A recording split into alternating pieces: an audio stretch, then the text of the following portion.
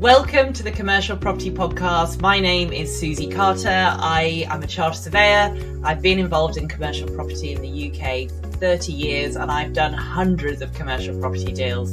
I'm here to be your guide through the commercial property market, whether you're an experienced investor or whether you're literally thinking about dipping your toe in the world of commercial real estate.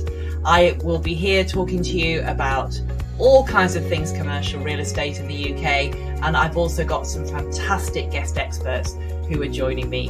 So please do subscribe if you'd like to follow, and if you'd like any more help or information on commercial real estate, please do click www.suzicarter.com, which is my website, and you can find out all the ways I can help you. So stay tuned for this week's episode.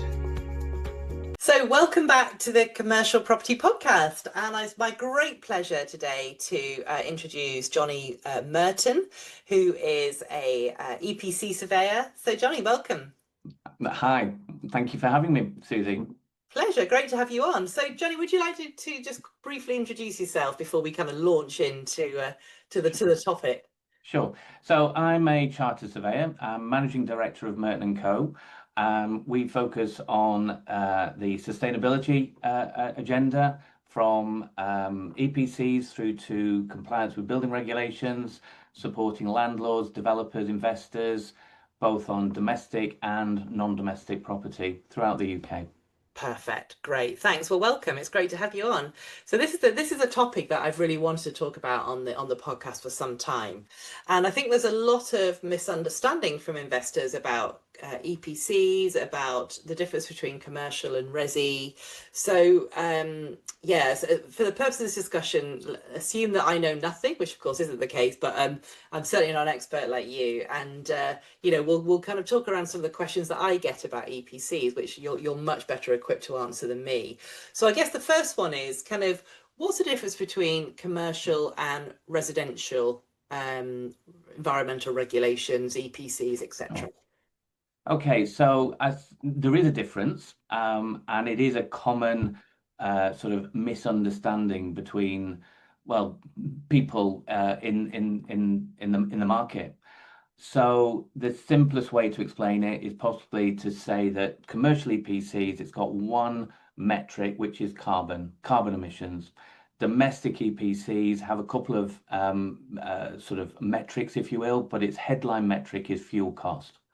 And so that's going to provide a different ratings depending on the fuels that you use. And you can imagine immediately, if you're thinking about electricity and the price of electricity versus the price of gas, different carbon factors or intensities, and very different pricing structure. So yeah. Yeah. So technically, I'm taking from that looking at a commercial EPC is easier than a resi, or is that not the case? In some instances, yes. So if your commercial building does not have any fossil fuel, then and let's say it's all electrically heated, whether it be electric panel heaters or heat pumps or air conditioning systems, then your EPC rating is going to be pretty good. But reassess that or put that into a domestic context. Electricity is a high cost fuel. That's going to downgrade that EPC rating. So in a nutshell, yes, potentially you're going to get an easier or achieve or it'll be easier to achieve a B rating in a commercial property than a domestic property, simply because of the fossil fuel element. Interesting. Yeah. Okay. So tell us a little bit about the regulations and kind of what you particularly look for when you're doing these surveys on commercial buildings. So basically the calculation is a volumetric calculation. So we are assessing the building in terms of its age, its size. So we have to measure the building and break that building down into its component parts. Excuse me. So its component parts, I mean, in terms of its rooms. So different activities have different heating demands, lighting demands, hot water demands. So we need to understand that when we're doing the survey. We need to understand the building when it was constructed, because building regulations inform or suggest what level of insulation and therefore heat loss, U values, etc. Um, and also, how is a building being heated, lit, cooled, and providing hot water? So there's quite a lot of information that we need to gather from the building, and then we've got some work after the survey.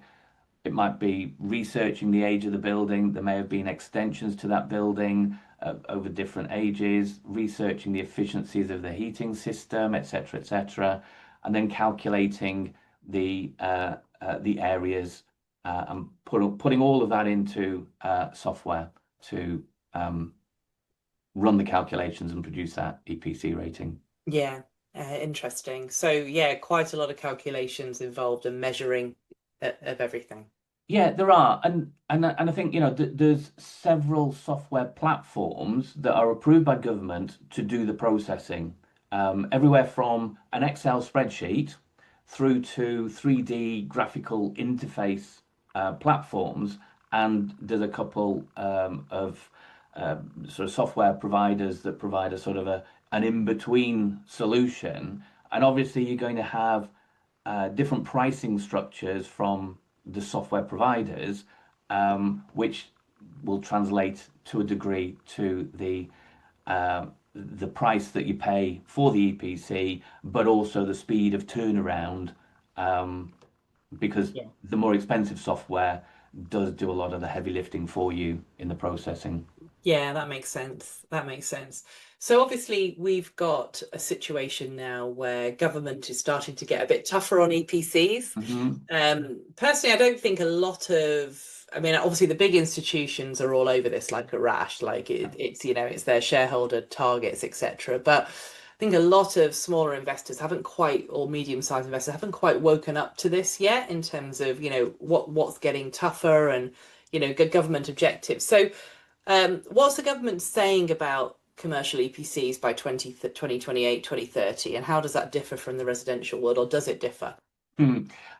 In in some respects, frustratingly, not very much. Yeah. Um, we're still waiting. So, and we've got to be careful that we don't lump EPCs into the same pot, if you will.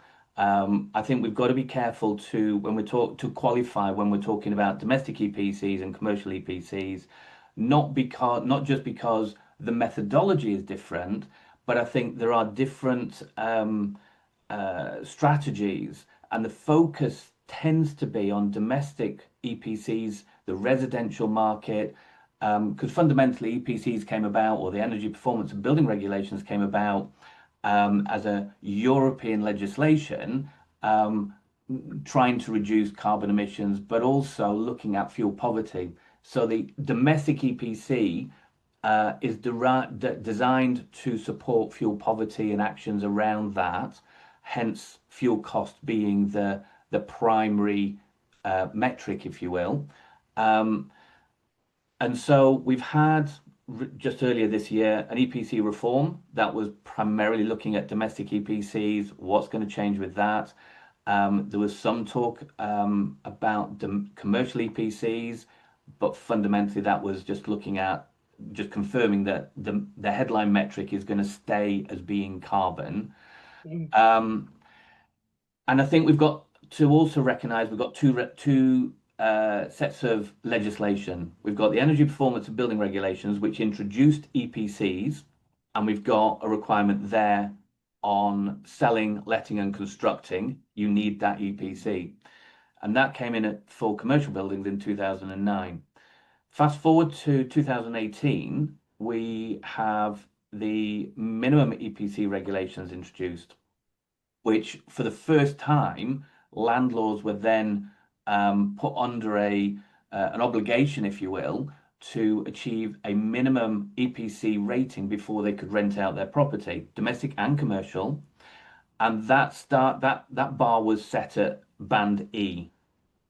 So F and G rated buildings, domestic or commercial, landlords, you can't rent those out unless you can legitimately claim an exemption, or you're going to have to spend some money and bring the building up to spec and then grant a lease. In that legislation, so that was the Energy Act 2011, and in that legislation, there was a trajectory to raise the threshold to EPC band C for commercial buildings by 2028, I think it was, and then go a step further to EPC B from 2030. Domestic EPCs, or the minimum EPC standards for domestic properties, stopped at band C. That trajectory was abandoned by the last government. And so we're now having a number of consultations where the government is now, the current incumbents are looking at what should we do to tighten the screw and what can we do. So the EPC band C is still on the trajectory for domestic properties. By what date and what the implications are for non-compliance and what have you is still to be confirmed. The EPC reform is also looking at perhaps changing the methodology. So just keeping with domestic EPCs for the moment, the government, we already know and we're fully aware that they're trying to push heat pumps, air source heat pumps on domestic properties. But because of the fuel price, it's not being recommended on the domestic EPC because you're moving from a gas boiler at 6 pence a kilowatt hour to electricity at 20-30 pence a kilowatt hour. So the EPC is not going to recommend it, even though it could be a more efficient, and it is a more efficient way of providing space heating to your home. So they're looking at replacing that headline metric of fuel price with something else, could be fabric efficiency and various other metrics.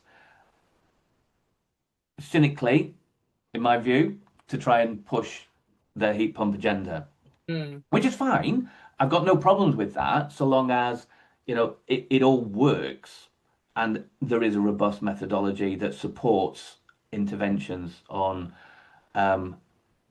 reducing carbon, achieving net zero, and supporting people in fuel poverty or out of fuel poverty. Move on to onto the non-domestic. We are expecting the government to make an announcement in autumn. They did promise the first half of 2025, but that's long gone. And that announcement is probably going to be another consultation that suggests a trajectory to get to EPCB probably 2031 or somewhere between 2031 and 2035, because there is no time for the government to legislate on EPC Band C 2028. There's just not enough time to get that through Parliament. And I think they will aim for a more simplified regulation with a single measure rather than an interim period and an interim step, because that really just confuses everybody, especially when there was like a 2-year window, a compliance window. So 2 years before the deadline date, you had to demonstrate that you were doing something, and landlords just tell me what I need to achieve and by when, and keep it simple, and then we can all work towards that. So I think commercial landlords, investors of commercial buildings, I think aim for EPCB 2030, 2031, that kind of timeline. So we've got 5-6 years to plan. And I think there may be some more stringent regulations around non-compliance, the fines and so on and so forth may be increased to effectively encourage us to carry out those improvements. Yeah, I like the word encourage there. Incentivize. No, that's fascinating. And what about exemptions? Do you think that there will continue to be exemptions, Hmm. particularly in the commercial world? No, absolutely. The regulation was not there and wasn't designed to make sure that every building achieved net zero or EPCB, because there are going to be buildings that are, I wouldn't say impossible, but certainly financially, economically unviable to get to that point. So the exemptions are designed in a way to, if it's economically unviable, demonstrate that, and it gives you a period of 5 years grace.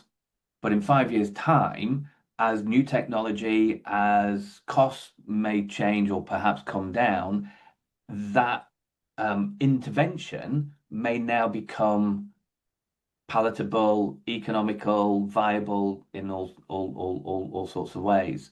Yeah. So it might then be an opportunity to carry out those improvements and bring that building up to standard.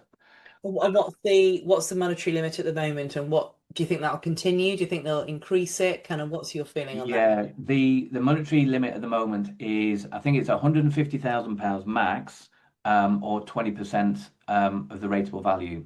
So if you have to spend more than 20% of the rateable value, or Sorry.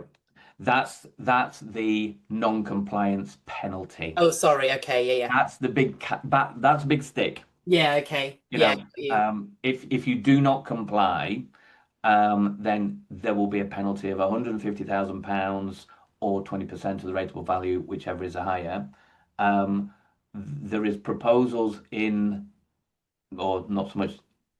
I suspect there will be proposals suggesting raising that, so it becomes more of a discouragement to not go down the non-compliance route and yeah, actually try and comply.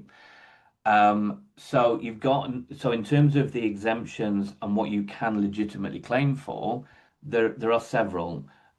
So keeping with the simplistic one, which I think is the one that is the most popular, will be the payback period. So if the cost of the work do not pay back within 7 years, then you can claim an exemption. mm, However, if you package up a number of interventions or improvement measures, you might actually find that that does improve and is, you can carry out those all those works.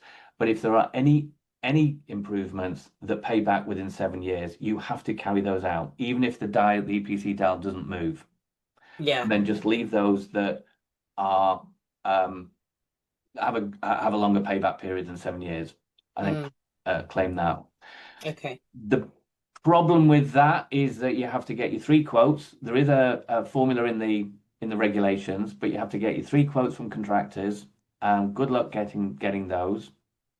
And that obviously causes a delay, there's a frustration around that. And I think in the new look MEIS regulations, they will be looking at that mechanism, so that they remove that frustration, they remove that delay, if you will. So it becomes easier to claim that 7 year payback exemption, or 7 year test, yeah, without having to uh, get quotes from the market as such. yeah, Then you've got another exemption, which is if the works are to devalue the property by more than 5%, then you can claim an exemption. But of course, you'd need to demonstrate that through the valuations, yeah, evaluations and chart yeah, surveyors reports and the like.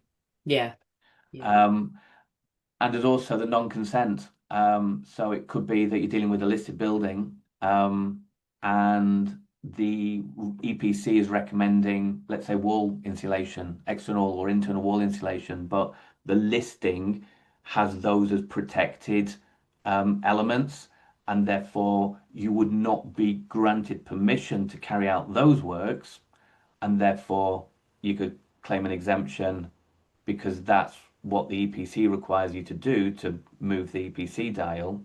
However, listed buildings are not exempt from needing an EPC because you can change the boiler, you can change the lighting, and they could move the EPC dial and potentially pay back within 7 years. Mm. So it's only elements of that listing that may be affected by energy efficiency improvement measures you could claim exemptions for. Yeah, yeah. Another non-consent would be a tenant or a superior landlord saying, business disruption, you can't come and change our lights or our heating or what have you, because we're a 24/7 operation or what have you. Yeah, no, we'll definitely come back to that one because I think that's going to be really important moving forward, isn't it? And so obviously that compares to residential EPCs, where is it 3,500 that the limit is? Currently 3,500, including VAT. Yes. They're looking at raising that to 15, I think. Oh wow, that's a big change. Yeah. Yeah. Because the average heat pump is £10,000.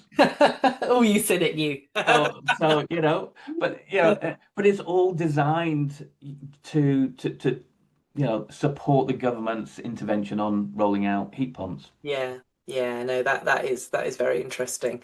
Okay, great. Well, that's good. So, like, I think kind of just the message to people listening, obviously, is that there is this big difference between commercial and resi in this space. So you need to really understand this stuff. So definitely consult an expert on this. And I think that that point about tenants is a really important one because what I don't know, you probably know more percentage than me in terms of what percentage of tenant of leases actually permit a landlord to come in and do works. Very, very few. We have this quiet enjoyment clause in commercial leases, which basically means landlord, leave us alone, don't come and interfere with our business. And if you want the property back at the end, well then we'll have to have a discussion then. If you've got valid grounds. But other than that, like commercial leases are designed, aren't they, for the tenant just to be left in peace. And so, like I think what happens if, as you said, like the tenant is not permitting that, then obviously that's a valid exemption. So again, kind of slightly being a little bit cynical, is there from a landlord's perspective, I'm kind of saying to my clients, well, you might want to consider starting writing leases that give you permission to enter properties. But is actually that going to be a benefit, or is that going to be a kind of disadvantageous? Isn't it? And I suppose it's how active and how environmentally conscious you are as a landlord, as an investor. Yeah. And obviously the type of organization that you are, the big corporate investors, well, they've got ESG or corporate social responsibility that was now called ESG and various other regulatory things that they have to look at this stuff and they have to engage with their tenants and look at ways to improve because it has an impact on their shareholders, their investment value as a corporation. But when you go down to looking at more, your SIPs, your SAPs, your sort of individual investors, property investors, it's a whole different ballgame. Yeah. And naturally, you're looking at passing a lot of that responsibility over to your tenant. But I think you've also got to be aware that the regulation, EPCs, minimum EPC regulations, are very firmly on the landlord. So ignoring it is risky. But I think also there's a lot of tenants that fall into that ESG criteria. Yeah. There are tenants looking at and a little more, certainly a lot more discerning now than they perhaps used to be. So they're looking for properties that are low energy, low carbon, all of that sort of stuff. So I think there is an opportunity for landlords and tenants to almost collaborate. I mean, that's perhaps the modern way now, as opposed to historically leases are landlord and tenant is very much them and us type approach, FR and I leases. But that whole market is changing. we're having more and more internal repairing leases, landlords having to be a bit more, let's say, hands-on, but to a point of being more aware of their properties and what tenants are doing. And I think gone are the days when landlords can, on a tenant's request to make an alteration, to just simply say, yes, crack on, do what you will. I think landlords need to be a little bit more in control of that, because if that tenant goes bust or you have to repossess, then you're left with potentially a building that has now degraded in its EPC rating, where you're now having to spend capital rectifying before, and therefore there's time, costs, all of that, and frustrations before you can rent that building back out again. Yeah. And I'd say that that's a sort of thing that the banks are looking at, so the banks are starting to look at EPC ratings, because it's all about risk profile, and mitigating your own risk and looking at the future, not necessarily the here and now. So when you are looking at acquiring buildings, bring the EPC into that discussion. If you're looking at making, carrying out renovations, bring the EPC into that discussion. It doesn't cost any more. You're effectively removing I'm going to say it, you're removing the oh shit moment. Yeah. You don't want to, and I've heard it a number of times where we've had clients carrying out improvements and saying, can you now, after we've completed the works, can you now go and assess that building and produce the EPC? What are you hoping for? Well, what's your target? Are you aiming for a B? Are you aiming for an A? Well, we're hoping for a B rating. Well, forget about hope. Yeah. Bring the assessment at part of the design, because actually the EPC assessment can help inform the specification. There's no point in, let's say, changing the windows, take your scaffolding down, then you have the assessment done. It's like, well, if only you'd have put 4 kilowatts of PV on while the scaffolding was up, that would have got you over the line from you only needed 2 points or what have you. And that would have pushed you into a B. Yeah. No, it's really fantastic points. I mean, my modus operandi in any building is to get a draft EPC done, work with the energy assessor to work through kind of what needs to be done, and then obviously kind of move it on from there. Totally agree with that. I think really great points you made as well about kind of working with tenants. I mean, I think we're in the world now where it's a collaborative relationship with tenants now. I think gone are the days when we used to, tell tenants what kind of lease they would need to take, and they took it, 25 years for, looking back misty-eyed on those kind of days for repairing and insuring leases. Obviously, you can still very much get for repairing and insuring leases, but as you rightly say, a lot of tenants are very keen. If you let to a city law firm or you let to a PLC, like they're going to be pretty hot on their environmental targets, and they're going to only want grade A buildings with it all in. And then my experience, coming from a shopping centre background in the corporate world, is that, we would build these BREEAM excellent buildings, and then tenants would go in and put heaters above the door, leave the door open, and of course everything's shot to bits. So there has to be some kind of middle ground here, doesn't there, between, making sure that the tenant's operation doesn't completely blow any environmental credentials out the door. And so there's a lot of leases, being done at the moment where there's express obligations on tenants to not reduce the EPC or do anything that does that. But of course, it's a negotiating point. If a tenant doesn't want that, and you've got nobody else for that building, it's possibly one of the clauses that landlords will give up, because they want to, the things that are going to turn the dial are rent, lease length, etc. But I definitely think that lenders are going to, it's going to start becoming a lending criteria in the future as well. So it'd be interesting to see where that goes. This episode is brought to you by Bond Finance Limited, your trusted partner for commercial property mortgage solutions.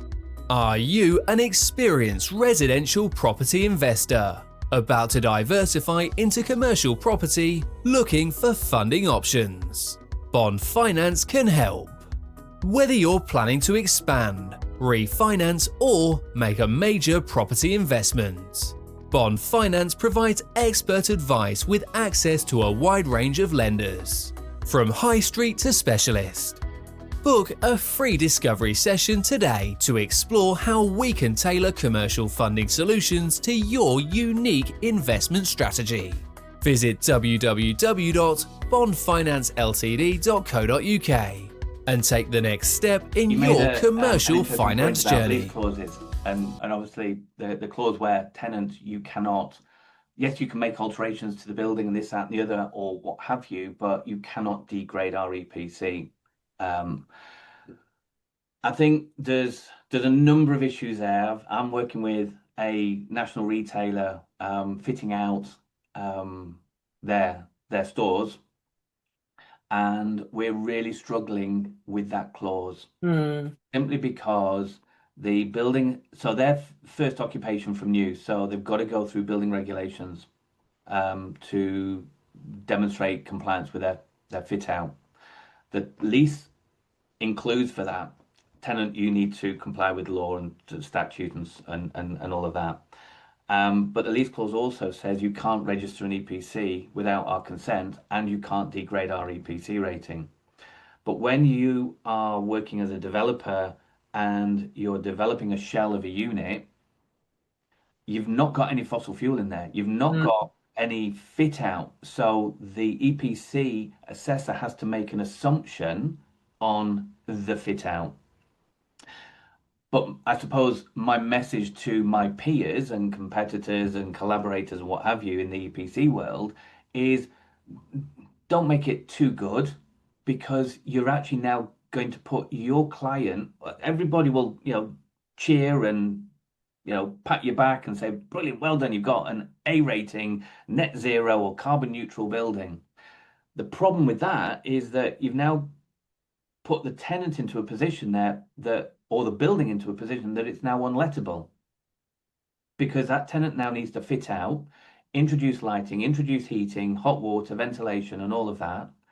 And that EPC rating is potentially going to come down from that A rating down to possibly, it could be still an A, but the only way to get back to a stupendously good rating is looking at renewables, putting solar panels on the roof.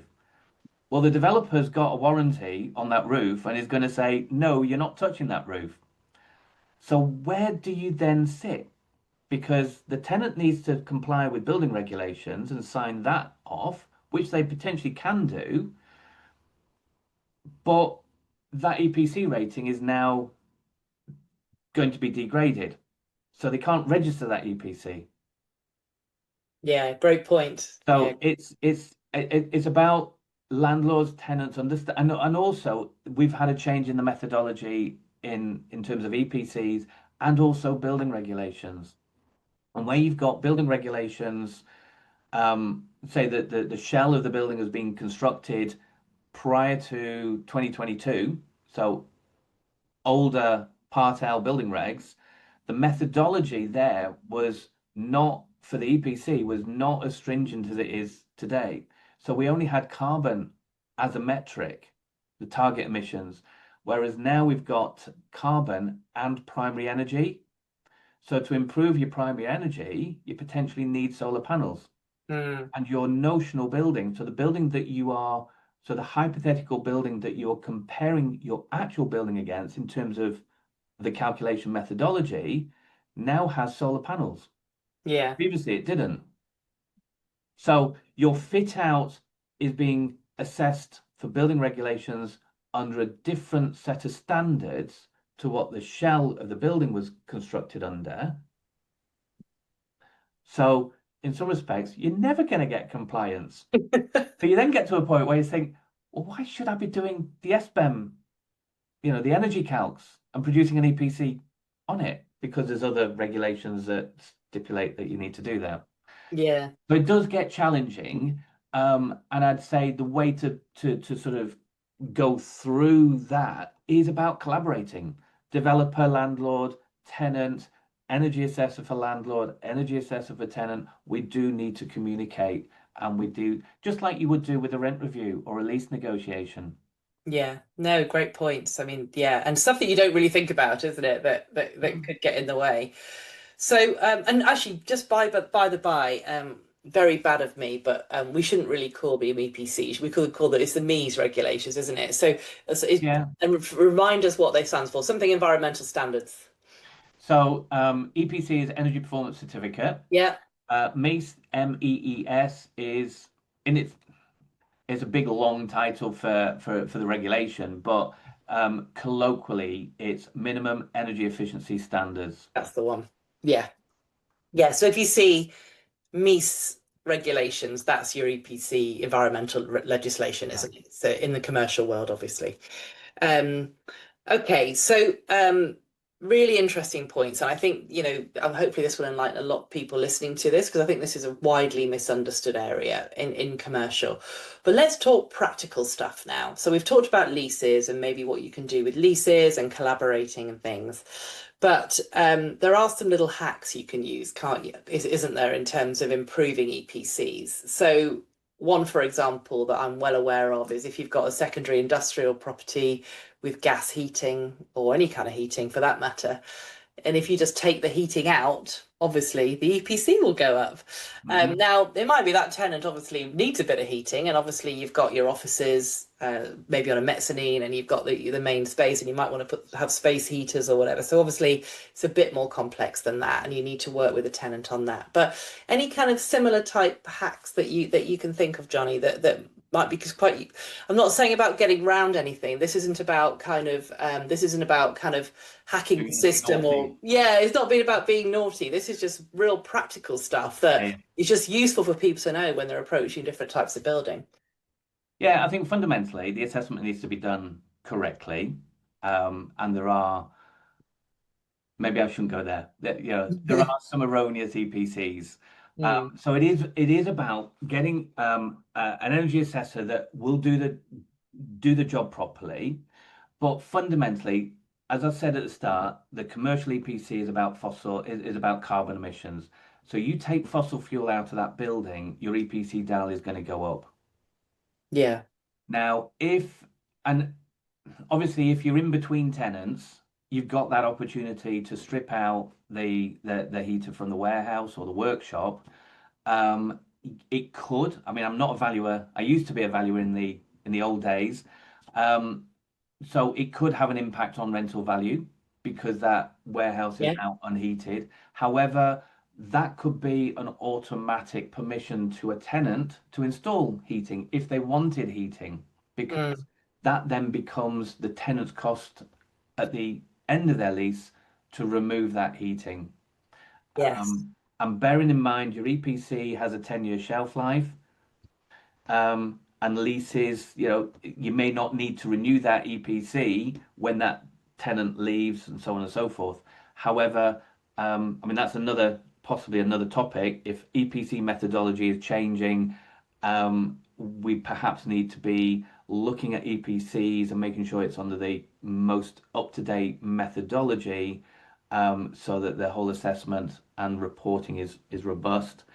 But yeah, destratification fans in warehouses can have a huge impact on that EPC rating with fossil fuel. I had a client up in Newcastle, and they were prepared to spend £200,000 overcladding a 1980s industrial unit, and it had one of those flued forced air gas air heaters in the warehouse. Yeah. Did have aircon, and it did have a gas boiler serving the radiators in the offices, but just putting destratification fans in the warehouse, so they're basically fans in the roof space in the ceiling, well, basically blows the heat back down to where it's needed, because in a big void of a warehouse, all the heat is going to rise up. Yeah. Bring that heat down, and then it makes it more comfortable for the workers. But that moved that EPC down. I can't remember now by how much, but it moved it from a non-compliant EPC to a compliant EPC.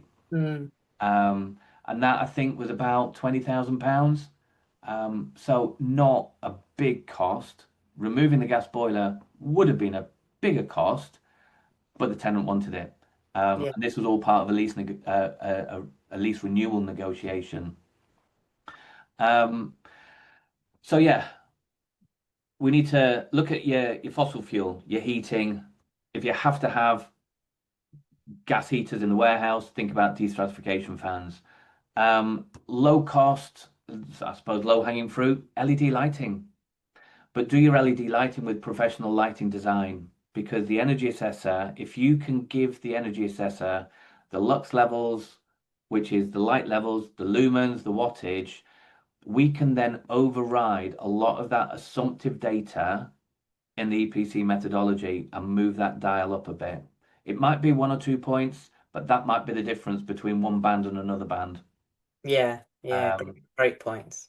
And yeah, and I'd say that, help the energy assessor out. We should be doing our surveys in a sort of curious way, trying to pull back the layers. It is only a visual survey. So as much information as you have as the owner of that building, give it to your energy assessor. Let them sift through what is relevant or not. Because otherwise it can be guesswork. How old is the building? Is it 1980s? Is it 1990? That has a different age band in terms of building regulations, and therefore insulation levels, which could then move the EPC dial. Yeah, no, great points. I mean, I think if we don't know, we're going to err on the side of caution. Yeah, exactly. And downgrade it because, it's safer to do that. And document everything, I presume. If you're putting installation in, take photos of videos of you putting it in so that they can actually see that it's happening. So yeah, great. Okay. So some nice practical stuff there. And I think, this is one of those areas I think where it pays to engage the experts. I think there's some areas of property where you just need to engage the experts. So I never pretend to be anything like an EPC expert, but I know a man who is, and that always helps me, obviously. So and obviously, get in touch with Jonny if you need any help on that front. And great point about lease negotiations. I mean, I genuinely think this is going to get increasingly important. Where maybe the tenant really wants something that you're not prepared to give, or vice versa. And that this is another reason why you don't just let in isolation. You never talk to your tenant. If you're buying a property with a tenant in, you need to go and talk to them, find out how happy they are, what they would like to improve, what they wouldn't. This collaboration is just so important, isn't it? And of course, commercial buildings, they've got industrial, for example, got big roofs. So solar, I presume, is an option for some people, etc. So there's alternative options, and I presume the options are just going to evolve, are they, as we get more sophisticated with our engineering and our technology, I guess. Yeah, and the domestic EPC, they're talking about taking on board in the calculation methodology battery storage. And how that might help, and smart metering, and how that might help the EPC calculation. Yeah. So, in the commercial world, if you had battery storage, we're not there yet, but there could be changes coming down the line in terms of the EPC methodology that you can now include that, item of tech or what have you. Yeah. Okay, no, that's great. And so when are we thinking the regulations might change, or are we kind of waiting to hear? We're waiting to hear. I'm still breathing. I'm not holding my breath. But I think autumn we should hear, and that will be a consultation which might take us through to March next year. There is an expectation that we're going to have an update to Part L building regulations in 2027. Certainly with the domestic or residential property, we've got future home standards coming down the line. We've got new methodology, the home energy model. So that's moving from SAP to home energy model, which is meant to be more accurate and so on and so forth. So next year is going to be carnage for us as energy assessors. It's carnage now because we're running to keep up with all of these changes so that we can get that knowledge so that we can then advise our clients. But we're kind of working in a bit of a bubble, and trying to make almost like authoritative guesses, if you will, because because investors, developers, you need clarity. You need to know which way, how to negotiate that lease, and so on and so forth. So, and whenever Part L building regulations is updated, the EPC methodology is updated. Yeah. So I would expect 26, 27, there may be some changes there with the methodology, which might mean that an EPCB is easier to achieve, or they may introduce something else that limits that sort of free uplift. Yeah. And I think one of the main things, we've got a scorecard that we have had a number of investors and landlords and developers take. The questions are designed around understanding your knowledge and around EPCs, providing you with some insights which you may not be aware of, and just getting some stats back out of it. 60% of people that took the scorecard and they get the report at the end that they can read at their leisure were unaware that the EPC methodology changed in 15th of June 2022. And for a lot of landlords, their EPC ratings went from bloody awful to bloody good. Yeah. Without any capital spend. And that was primarily because they didn't have any fossil fuel in their buildings. But agents are still marketing buildings with EPCs that registered 8 years ago. Yeah. And and it's a C rating with air conditioning, like an office. It's like, reassess it today. You'll be marketing that building with a B rating. Imagine the tenants lining up to take it. I love that. That is a great top tip. So if you're a commercial property investor, look at when your EPC was prepared. Obviously, they last for 10 years. Go back, and if it was pre-2022, get it at least in draft, reassess, right? Yeah, exactly. You can engage with an energy assessor and say, look, just take it to draft. Don't register that EPC, because actually, it might be that it's not your building. You're a prospective purchaser. Yes. Don't necessarily rely on the vendor's EPC. Yeah. Interrogate it, just like you would get your own valuer out. You will have you do your own due diligence on, the condition. Include the EPC in that. Yeah, perfect. No, that's a fantastic tip. And I think, my personal hunch is that I don't think the government can leave vast swathes of old industrial properties empty because they can't be let. So there's got to be some way around this, hasn't there, to either grants to make it easier to decarbonize whatever, although I suspect they'll be limited in the short term. But yeah, it's always about the methodology, isn't it? So we'll see how that goes. Yeah, and I think, the government's attitude is that, landlords and certainly businesses and corporations, you can afford it. And that is one of the frustrations that we find from a lot of our landlords. Like, who is going to pay for these works? And local authorities, they invest in industrial units and commercial things. Yeah. And we know that they are strapped for cash. So, how are they going to pay for it? There could be opportunities through landlord tenant and sharing that risk and that burden. And that could be an interesting space to look at. I haven't got the answers, but it's that opportunity of, how is those improvements going to be funded in the absence of government providing any free money.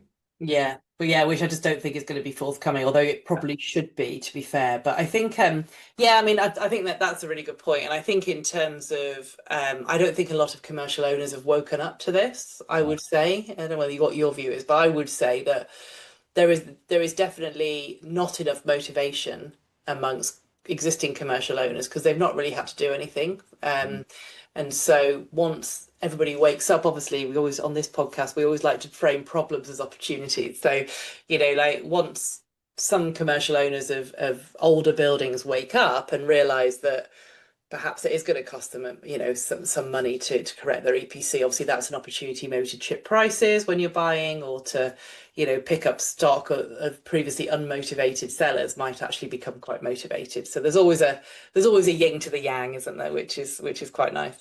No, absolutely. And we're working with another energy assessor. So we've got a me simulator that's been built by a third party developer. They didn't build it for us, but it's a license sort of platform, software platform.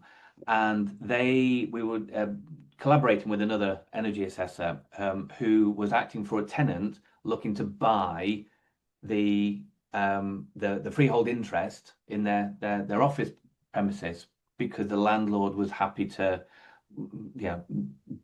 dispose of it. And so, but they wanted to look at the EPC, what works were needed to improve, because I think there may be some pressure with the bank saying, well, it's an awful EPC rating. Yes, we can lend, but what are you going to do to improve and basically de-risk our lending facility? So we ran it through our me simulator. And they were able to use that as a bargaining point to chip away on the purchase price. So, there is value there. And so I think the message certainly to your listeners is, don't just take EPCs at face value. There are very much opportunities, whether you're a tenant, whether you're a landlord. And actually, if you could package something up and go to the bank, you might be able to demonstrate that you need, some funding, or whether it's a bridging loan or what have you, to move that EPC dial. Then the bank may be forthcoming with more favorable terms post improvements. Interesting. Great. Well, Jonny, thank you so much for joining me today. I mean, that genuinely fascinating, and I think you're going to enlighten a lot of people about the whys and wherefores of EPCs, which definitely does sometimes feel like a bit of a dark art. But yeah, so how can people get hold of you? I suppose, well, two ways. We've got a contact form on our website. So by all means, go onto our website, which is www.murtonandco.uk. Or drop me an email. So it's Jonny@murtonandco.uk, and Jonny without the H, so it's JONNY. We've got a telephone number. The office number is 01524 548 313. Presumably, Suzi will put all of this on. We will on the link. So yeah, by all means, it's free to talk. Do get in touch. Have a look at our MEES scorecard. We've got MEES simulators. So if you've got EPCs and you want your EPCs reviewed, we can do quite a bit as a desktop assessment without visiting the property. And we've got decision trees, pre-acquisition checklists that we can send. So yeah, ping me an email and I'll gladly ping them over to you. Brilliant. Thank you so much for joining me. Genuinely fascinating. And, the interesting thing about, I think, this kind of topic is that, like when I've had insurance brokers on the show before or whatever, like on the face of it, it's like, EPCs, insurance, whatever. But, our responsibility as investors is to, we don't have to be experts in this stuff because we call people like you, but our responsibility as investors is to know who to contact and also know when you need to contact and why, so that we can kind of, as you say, if there's a commercial advantage to, that actually the EPC is out of date and actually it's a B, but actually the price is reflecting the fact it's a D or a C, then that's just some knowledge that you can use to your advantage, can't you? So, you know, it's always worth not doing this stuff yourself and engaging the professionals. So, Jonny, thank you so much for joining me. And yeah, we'll put all your information in the show notes so you can contact Jonny. We'll put all the website and everything in there. So yeah, thanks so much for coming along. You're welcome. Thank you for having me, Susie.